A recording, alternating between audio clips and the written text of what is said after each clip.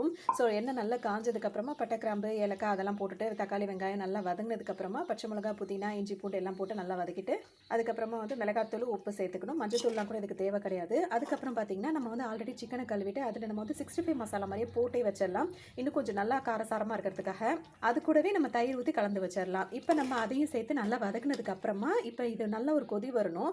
இது கொதி வரும்போது பார்த்தீங்கன்னா கொஞ்சம் தேவையான அளவுக்கு அரிசிக்கு தகுந்தாப்புல 1 கப் அரிசினா 2 கப்பு தண்ணி அப்படின்றப்பல நம்ம தண்ணி எடுத்து ஊற்றிட்டு அப்புறமா அது வெந்ததோட அரிசி போட்டுக்கலாம். அதாவது தண்ணி கொதிச்சதோட அரிசியை நம்ம சேர்த்துடலாம்.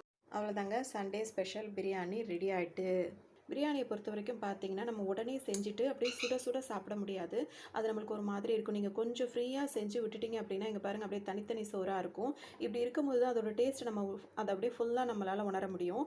அவ்வளோ டேஸ்ட்டாக அவ்வளோ ஈஸியான சிம்பிளான மெத்தடில் தான் நம்ம செஞ்சுருக்கோம். நீங்கள் அழகாக ட்ரை பண்ணி பார்க்கலாம். சில பேர் பிரியாணி செய்யணும்னு வீட்டையே 2 ஆக்கிடுவாங்க. அப்படிலாம் அவசியமே கிடையாது.